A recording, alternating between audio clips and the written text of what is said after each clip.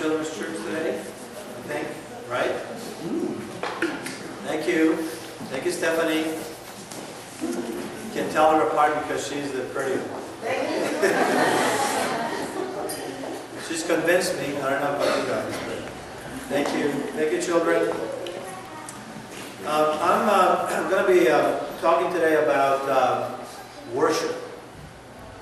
And the reason I want to talk about worship is that, this past couple of weeks we've been kind of, really talking seriously about, okay, what is it, that if we were to say that Agape needs to be saved, we have a big thread, right? We want to, in the 1st of February, we need to come up with $1 million, and, we're under a lot of pressure, and the question is, well, why should we even go on? Why don't we just, give it up? And everybody goes to their houses, you find the church, there's many congregations in Pasadena. Is there something that Agape does or gives to the community or supports the city by that is going to be lost if we were to fall apart? And so I started comparing. I said, well, what is that one thing? I want to read to you the key verse that I'm preaching on. It's 2 Samuel 6. And in verse 12 it says, I will celebrate before the Lord. I will become even more undignified in this. And I will be humiliated in my own eyes. Now this is King David talking. And he is in the midst of arguing with his wife, his first wife. The wife who is Michal. She is the youngest daughter of King Saul. Remember King Saul? The first king of Israel. Very proud princess. So my sermon title this morning is the Princess and the Undignified Peasant King. So I want to get straight to the chase here. What my conclusion is that, it's not about the size of our church, because there's so many other churches that are 100 times our size. It's not about our building, because there are other churches that have bigger, better buildings than us. It's not about, I don't know, what do you want to call it? Whether it's the preaching, whether it's the fellowship, whatever it is that you can compare Agape with other congregations. None of those things really will give us enough reason before God to say we need to continue. But there's one thing which is very important, that is worship. And I've said this before, that I think that if you want to find true heart worship, if you want to find spiritual worship, if you want to find worship that really lifts you and also lifts God in our midst, there's a little old church in Pasadena called Agape. That's the best place. And I've been around to a lot of evangelical churches, a lot of other denominations that some of us don't frequent, even Catholic churches, and I know the kind of worship that goes on. I experienced it, and I just can't. Well, you might say, well, you're prejudiced. Well, yeah, I'm prejudiced. But most of the time I've trained myself not to just worship with my soul, but also worship with my spirit and my heart. And I'm saying this from my heart, that our worship here is one of the best in the city. And that's a huge thing. To be able to worship God, especially on God's day, Sunday, the Lord's Day, is huge. And it's really a shame that people will go and listen to an eloquent preacher preach about some amazing thing, and they say, oh, this was great, but not to actually worship with your spirit and your heart. I mean, that's like you come to God's house and you look at somebody else. I'm not trying to justify my sermons, okay, or my preaching. I'm just saying that that's the number one thing. We go to worship. This is what it's called. Most of the time people say, if you go into worship. And that's the right thing. That's the number one. That's the capstone of what we do Sunday morning. first thing Sunday morning is worshiping God and putting God first in our life. And we're going to talk about this morning. But also, I want to let you know that what is it then that makes our worship better than somebody else's worship? Well, let me tell you what it is. Okay, let me flip the page here.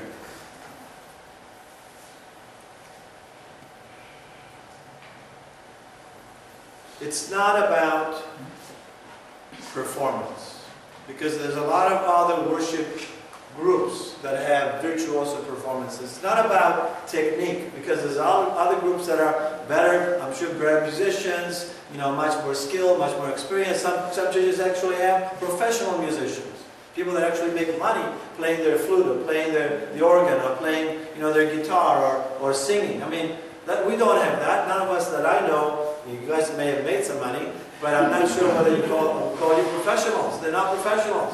So what is it? I think what it is this one thing that all of us are very uncomfortable about. It's this undignified issue. Sometimes I see Latu, coming up, and there's a hymn, and she's, it's like, I'm not sure what I would do that with, it is well with my soul. It's just, there's that undignified thing that happens, and it happens not because people are purposely trying to get you upset, okay? It's not about this, because some people get upset because, well, you don't do that on Sunday morning in the Lord's house, okay? This is like the old way. This is how you do it. You're very formal. That's fine. There's formality when it needs to be. But when we come before the Lord, okay, when we come before the Lord, we have to understand that it's not just worshiping with your mind and your soul. You worship Him with your spirit and your heart. And when you get that deep into worship, you don't care about what other people think of you, what your expression is on your face, whether you're crying, whether you are, feeling, like I'm making a fool of myself. It doesn't matter to that, because what matters is that we're worshiping only one person. What's that one person? That is God. It's worshiping one person. It's not about what else everybody else is going to think about me, or how I'm going to make myself feel more important or better than everybody else. It's not all about that at all. We just get lost in the worship of God the Father. And this a little bit undignified worship that we are led by, this team, makes Agape a lot more real in God's eyes, in my eyes, and hopefully your eyes. And I think makes it a huge argument that we need to continue doing this. And I want to tell you that, we talk about a lot of times, well, we are maybe even worshiping in this building, okay? We don't have to be in this building, that's true.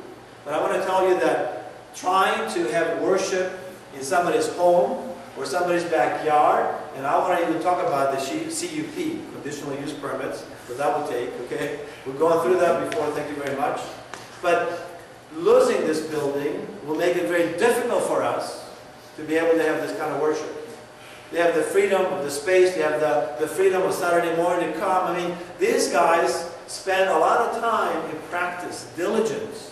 They pray, they're humble servants. They are here committed to doing as best as they can, so they practice and practice and practice every Saturday morning. How many of you are willing to give your Saturday mornings for God? Saturday mornings I'm talking about, okay? I'm not talking about, the Sunday morning. I'm talking about, Saturday mornings. That's when it's catch-up time, right? Oh my God, I'm so glad that Friday is over, so now Saturday, it's me. I can do whatever I want to do, okay? I can go into the garage, I can go play soccer, I can go out to eat, I can go, find friends. I mean, it's my free day. But these guys have made that the Lord's day for them, the Lord's practice day for them. And they've been doing this for years. It's not like just a couple of weeks. It's been going on and on and on. We have that freedom to use this building for God's glory. And this is how you do it.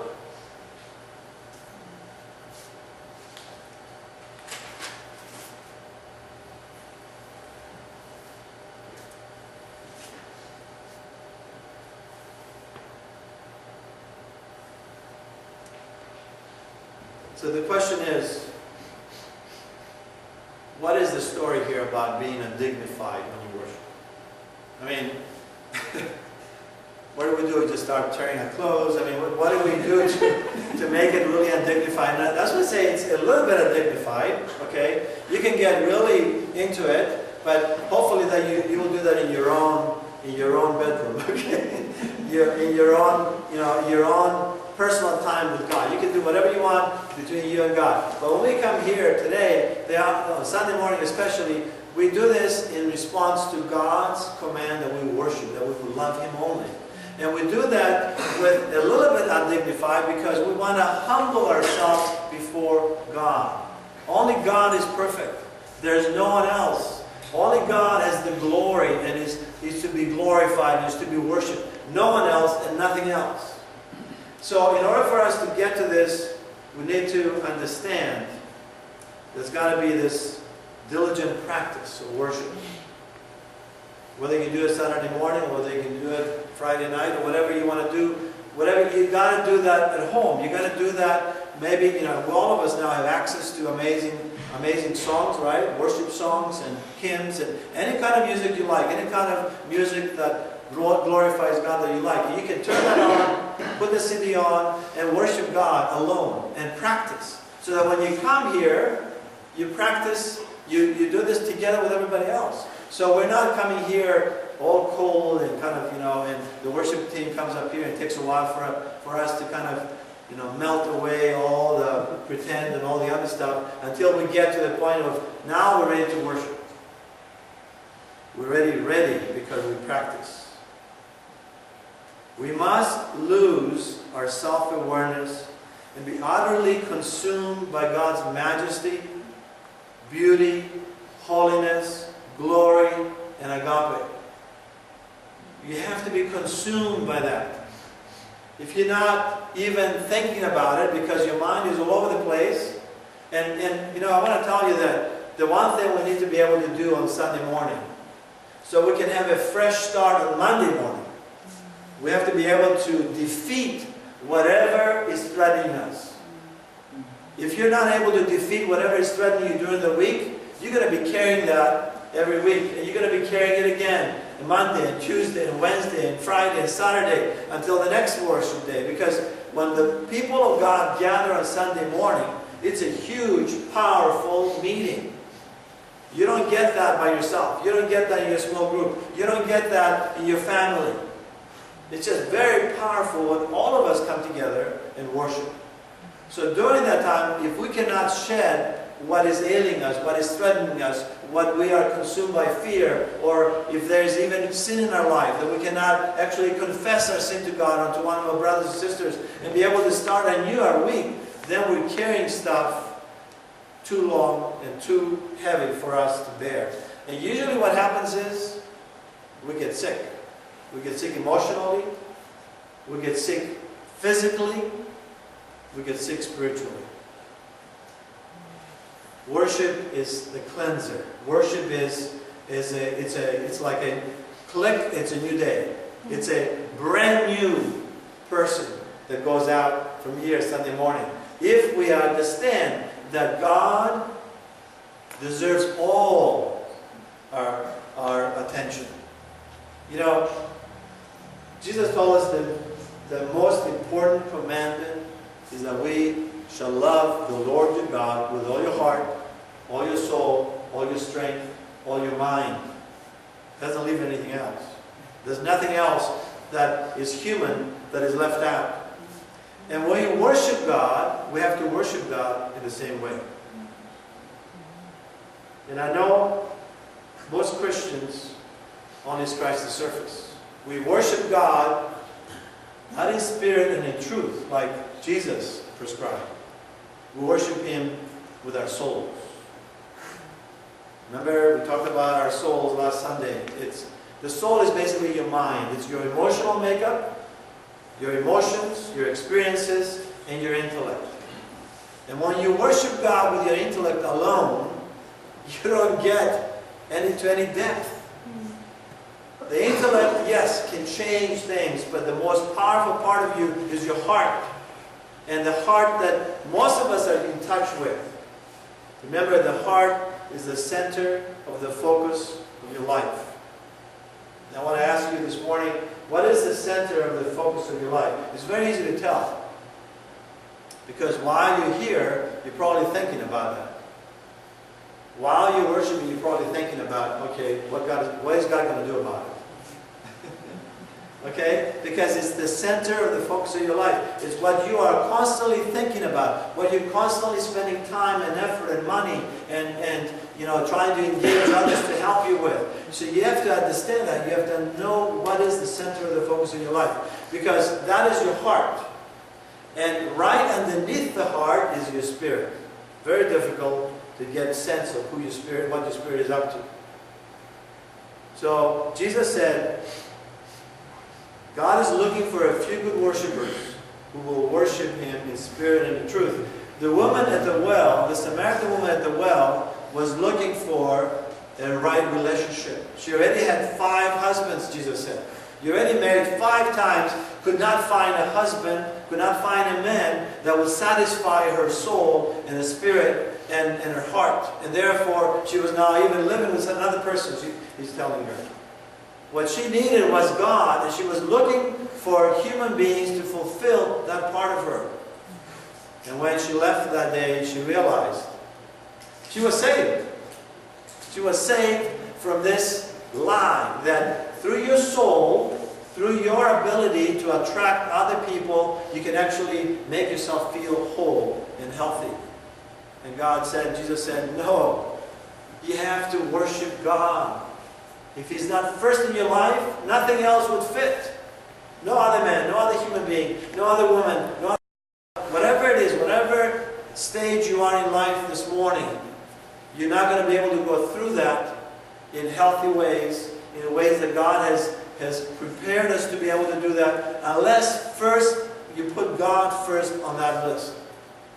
Whether it's retirement, whether it's health, whether it's relationships with your loved ones, whatever it is, God has to be first. You worship Him, and then under that worship comes everything else. If you are going to worship God in spirit and in truth, you've got to forget about your body and appearances. That's the bottom line. And when you forget about your body and appearances, you start to look like and move like an undignified person. Let me read you the story, because you got to understand how biblical this is. Okay. This is 2 Samuel chapter 6. David again brought together out of Israel chosen men, 30,000 in all. He and all his men set out from Baalah of Judah to bring up the ark of God, which is called by the name of the Lord Almighty, who is enthroned. He doesn't even mention the name. God is so above us. We can't even mention the name of God. The Hebrews would not mention His name. They would say all other names except the name, Yahweh. They set the ark of God on a new cart and brought it from the house of Abinadab, which was on the hill. Uzzah and Ahio, son of Abinadab, were guiding the new cart with the ark of the covenant, and Ahio was walking in front of it. David and the whole house of Israel were celebrating with all their might before the Lord. When was the last time you celebrated with all your might? You know, you've probably seen Zorba the Greek, or the Greeks celebrate and they break dishes and they jump up and and they start dancing by themselves. I mean, men dancing on their own. It's like, wow, this is. And people like that because the soul, the mind, kind of is entertained by that. It's great. But really, what he's talking about here is, here's a man of God, king, the king of God, the peasant king, who is celebrating with his whole, not just soul, but his mind, his heart, and his spirit. And therefore, he looks like a clown when he's doing that. He looks like, and I'm sure people say, well, what a peasant, And this is the problem. The problem is people look from the outside, don't realize what's going on inside the person, and they criticize. And that's okay, because God is worth it. So here's what happens. He's celebrating with all his might before the Lord, with songs and with harps and lyres and tambourines and sistrums and cymbals. When they came to the threshing floor of Nacon, Uzzah reached out and took hold of the ark of God, because the oxen stumbled. There was a very specific prescription how you move the ark of God. Remember, the ark of God was the place where God's presence was. Right? It was built in the desert. Moses was given very specific instructions. And in the Holy of Holies was where the presence of God was. And Israel was told that, first of all, you need to set up one of the tribes. One of the 12 tribes was going to belong to God. They were called the Levites. Okay? And also, on top of that, he said that out of all the clans of the tribe of Levi, I want you to choose Aaron's clan, who will actually be the high priests. There will be the priest and the high priest. The Levites were able to touch things and move things around, but if you are not of the tribe of Levi, and you touch the holy part of God's presence, you die. And that's exactly what happened. Uzzah reached out and took hold of the ark of God because the oxen stumbled. He was trying to do something good, but he was forbidden to touch them because he was not a Levite. And what happens to him? The Lord's anger burned against Uzzah because of his irreverent act. Therefore God struck him down, and he died there beside the ark of God. Can you imagine that? How many times have you tried to do something good and it kind of soured? Was it because you were irreverent? Because you were trying to do it for your own sake or for somebody else's sake? I mean, we have to be really careful about who God is. He is penetrating. His word is penetrating, and He Himself can penetrate all through the emotions and the motives of our hearts. So when we worship God, everything is bare. He sees us exactly as we are. So we have to be known that God is holy. He's holy other, very different than us. And we have to be careful about what we do. So David was angry because the Lord's wrath had broken out against Uzzah. And to this day, that place is called Perez Uzzah. David was afraid of the Lord that day and said, how can the ark of the Lord ever come to me? Okay, his fear. We have to fear God, but this is not the right fear. So he said, you know what, I'm going to park it someplace. I don't want to bring it in Jerusalem. I'm not sure whether, God is going to kill anybody else because they have no clue about how to handle this holy thing. So what he does is he basically gives it to this man, Obed-Edom, who's obviously a Levite. And they park it at this person's place. And then he's told 3 months later that this man, Obed-Edom, is being blessed right and left. There's amazing blessings that are going on. Okay, his fields, his family, the animals. Everything is blessed. He's becoming richer and richer. So then David decides, you know what? Now it's time to bring the ark of the Lord into David's city. That's Jerusalem. Okay, so he does that, and now King David was told the Lord blessed the household of Obed-Edom and everything he has done before it, and so forth and so on. And then he says, so now there's a new celebration. The movement of the ark is coming into Jerusalem. And David is doing the same thing. He's dancing to the Lord. He's dancing with all his might. He's celebrating. There's all kinds of things going on. But he is wearing a linen ephod. And he danced before the Lord with all his might, while he and the entire house of Israel brought up the ark of the Lord with shouts and the sound of trumpets. Now as the ark of the Lord was entering the city of David, Michal, daughter of Saul, watched from the window. And when she saw King David leaping and dancing before the Lord, she despised him in her heart. Now I want to tell you that this is the little princess. The first king of Israel was Saul, her father. She was the youngest of the girls. Remember that she was given as a trophy, basically, to then the commander David. Remember when David, killed Goliath and saved Israel? So that was the trophy that he received. It was Michal. That was his first wife.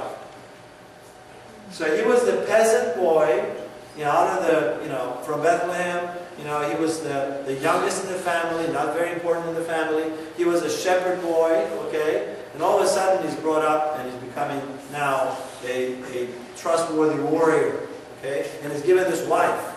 But then when things didn't work out well, she was taken away from David, okay? Because David lost favor with Saul and given to another man, okay? But she never had any children. She never had any children. She knew the diplomacy of the courts of King Saul. She knew what's important in life. That's a person who is soulish, okay? They know about money. They know about power. They know about relationships. They know about the circles that you need to be in to be able to be important, You want to be a very important person? You got to do all these things. She knew all that. But what she did not know is to worship God. But when you worship God, you lose your dignity. Because you worship somebody whom you cannot see.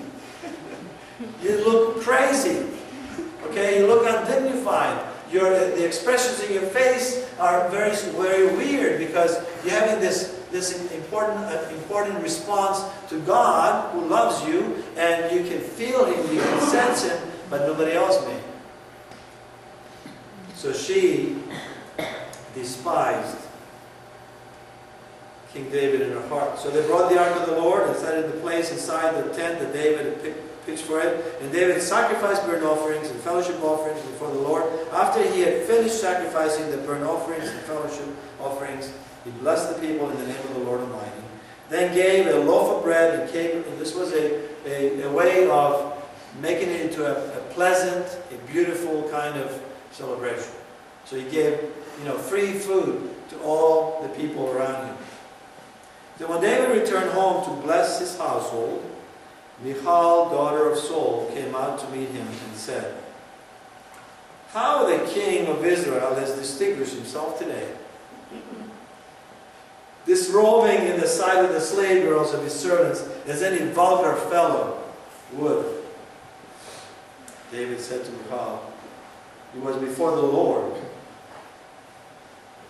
It was before the Lord who chose me rather than your father or anyone from his house when he appointed me ruler over the Lord's people Israel. I will celebrate before the Lord.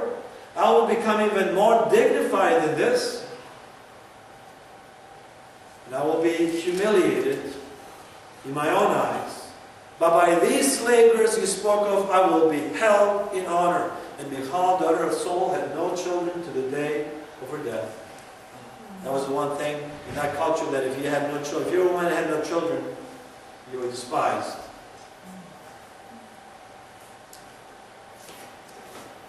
So, my question this morning is, how's your worship with God? God has chosen King David as a man according to his own heart, according to the heart of God. God chose him because he knew that this man, this short man probably, of no account as far as where he came from, was a man according to his heart. Because he loved the Lord not with his mind only or his soul, but he loved the Lord with his heart and his spirit. He was able to be much more powerful than he would ever be because the Holy Spirit was in him. This is a typical song that he wrote. "The Lord is my rock, my fortress, and my deliverer. My God is my rock in whom I take refuge." Whom do you take refuge in?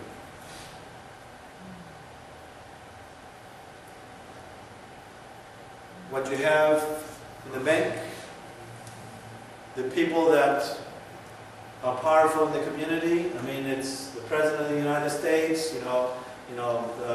Mayor Bogart, I mean, the City Council. I mean, who do you take refuge in when danger looms? Do you just say, the police will take care of it? Police Chief Sanchez is going to come in and, take care of this? I mean, who do you take refuge in when you're in trouble? He says, my God is my rock in whom I take refuge, my shield and the horn of my salvation. He is my stronghold, my refuge and my Savior.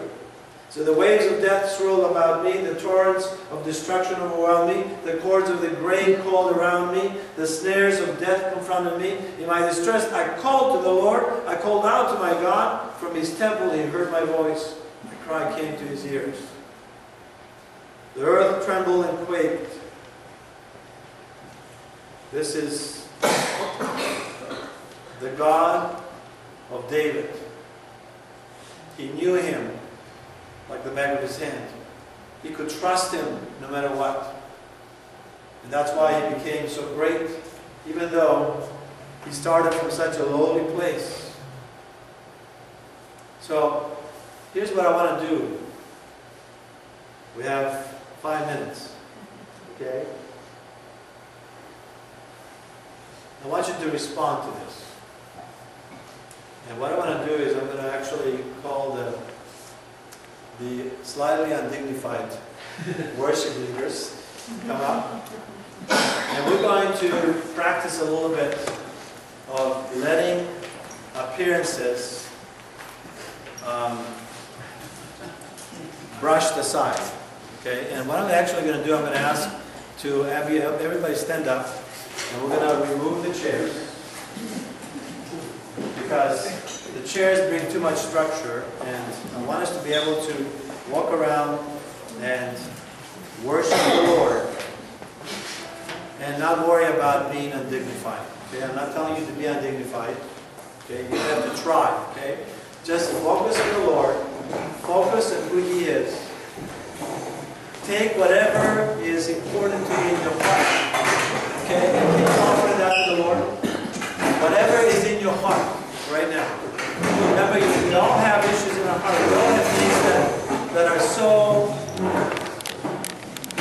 important to us. And in order for us to be able to worship God, we have to put these things aside and worship God, because only He can provide all that we need. Amen?